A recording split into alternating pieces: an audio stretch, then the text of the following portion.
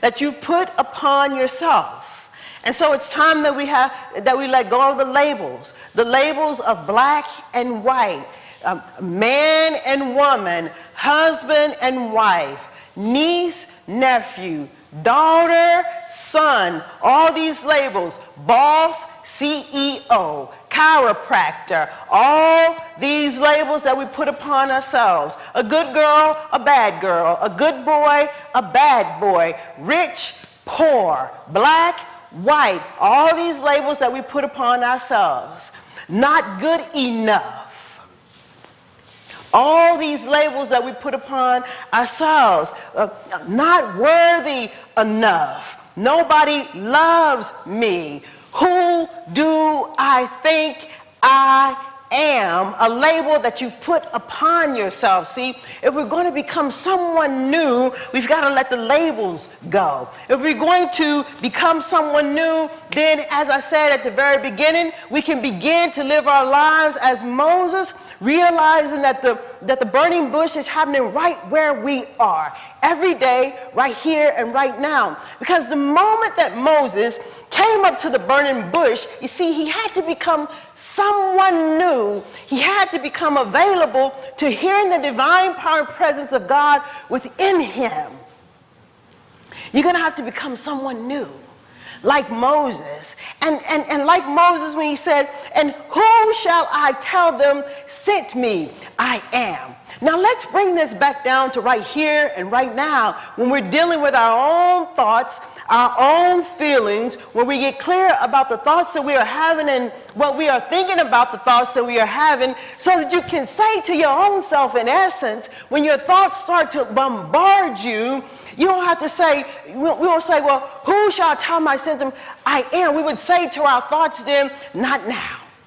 No, not now." Thoughts of lack, no, not now. Thoughts of limitation, no, not now. Thoughts of old thinking, no, not now. What shall I tell these thoughts, Reverend Twana, that comes to me, that keeps me bound, that's not setting me free? No, not now.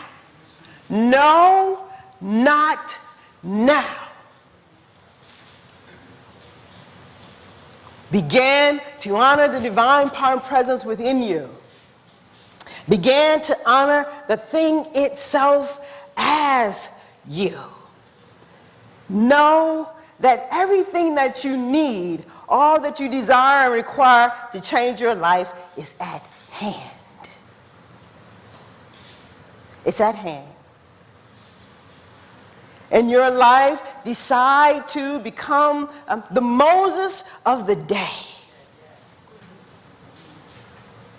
Let your prayer be that you have enough power within you, that you become available to all the power that there is, that it flows through you, so that when your thoughts, your thinking, your feeling, about your past, that you stand and you say, "No, not now. I'm becoming someone new. I'm becoming available to a higher idea." You see, if you don't think that you are one who can become available to God's high ideas, let me tell you now, you're wrong. We are all intuitive beings. We are all intuitive centers. We are all made up of all the God stuff that there is. So yes, you can become available to a new idea. You can, in this moment, decide to become someone new, because you're going to have to become someone new first, so that you can say to those thoughts and that thinking, "No, not now." Practitioners, if you're here, please join me as we can move into anchoring this idea, where we realize right here and right now that there's only one power, only one presence, only one energy, only one essence, only one mind, and that mind is intelligence itself. It is the wisdom itself that is around and abound, everywhere, in all things, through all things, expressing as the only thing that it is, good and only good.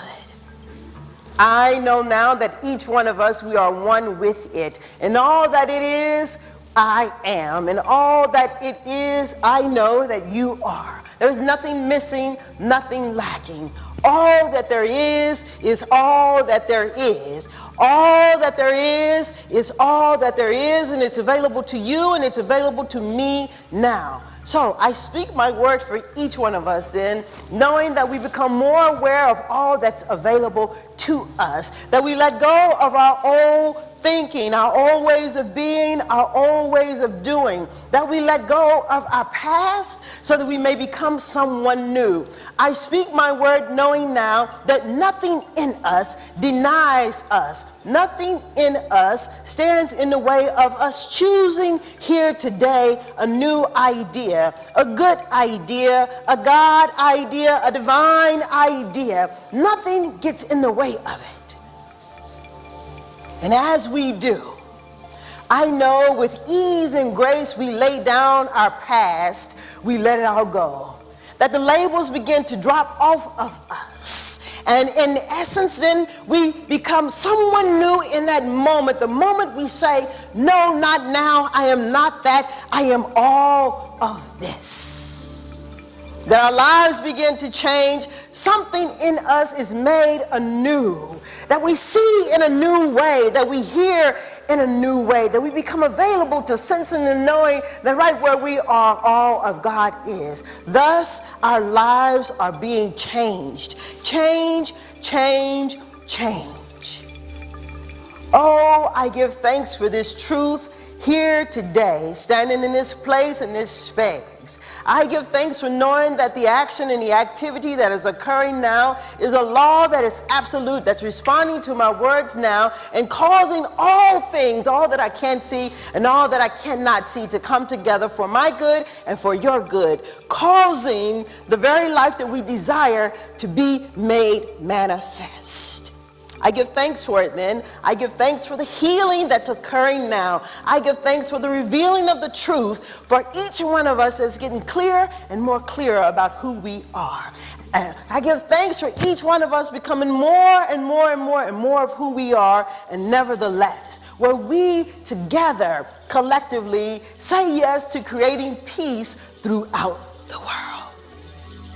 I give thanks for it. I give thanks for each one of us here today. And I gather these words then that have been spoken, and I place them into the law of mind within me, where nothing in me denies it, but everything that I am affirms it. I say yes to it. Knowing then that the demonstration is already made, I am moved into an even greater expectancy of God and more God, an even greater expectancy of change and being supported by the entire universe, an even greater expectancy of good and only good. So simply, I let these words go, I let them be, and together we anchor by saying, and so it is.